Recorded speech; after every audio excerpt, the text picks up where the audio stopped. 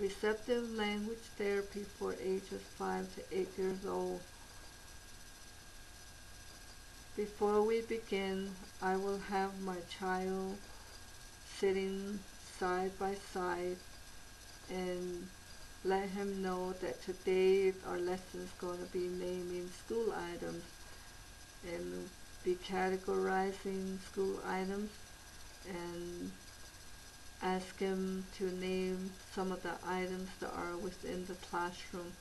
If he is having problem trying to remember some items, I can help him by telling him to look around within the classroom and try to pick out some things that are within sight or that he can be able to see within the classroom. After he is done naming some items, I will present my bulletin board, which I have put together behind me. I have some items that are pictures of items on the bulletin, and I will have him name some items, see if he was able to name some of the items that are on that bulletin board. I have items that I have put together. I have books, chairs, I have ruler, marker, computer, eraser, crayons, and I have bell, pencil sharpener, pencil, a stapler, and I also have scissors and desk and a pencil box. These are some of the items that are within the classroom, and the child will be able to recognize and name the items. Each week I will be presenting the child with items that the child can be able to feel and touch. And I have a real eraser that the child will be able to feel and touch and recognize, and ask him some what question on some of those items that are on the bulletin, and some of these items that they can feel for themselves and what it's used for. I also have erasers that he can feel and touch, and he can tell me what these erasers are used for. And I have a pencil, and it also has an eraser, and the child will be able to recognize that there are different types of eraser on a pencil, and you can put this little eraser on the pencil, and a big eraser, and the bulletin eraser. I have a marker that the child can feel, that he can use for a marker, and he can recognize the marker.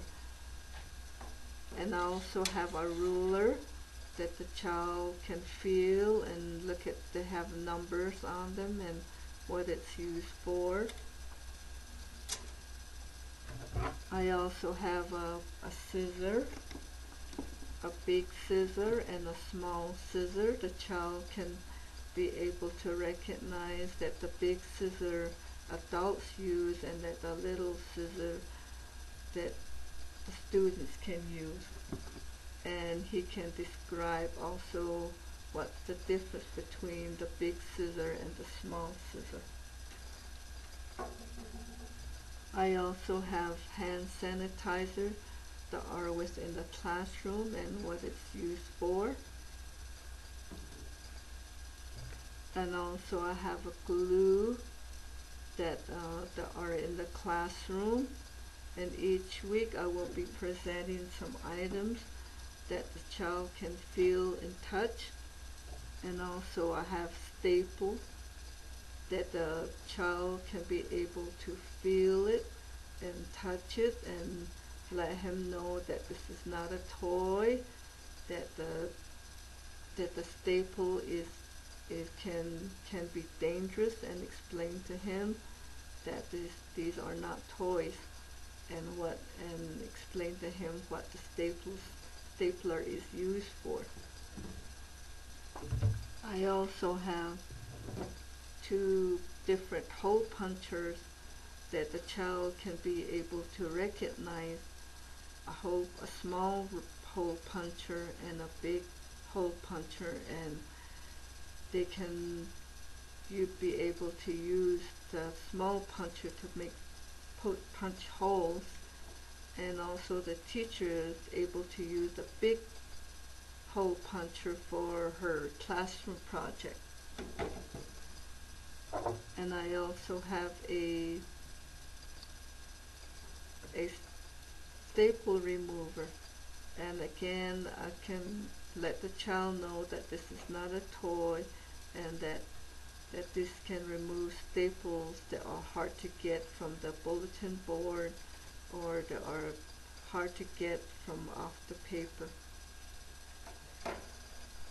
These items can also be used for matching. The staple here, he can match it with this picture on the bulletin, that they're the same. And the ruler, he can match the ruler with this picture, and the pencil can be matched with this pencil on the bulletin, and the eraser, he can be able to match the picture with this picture on the bulletin. And also I have a mouse, and this child can be able to match the mouse with the picture there. The child can be able to do matching, and also be able to, each week I will be presenting more items. I have items like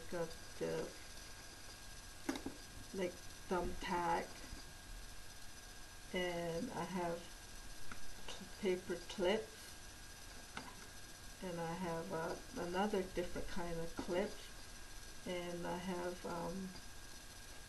stickies that they can use can also be used within the classroom.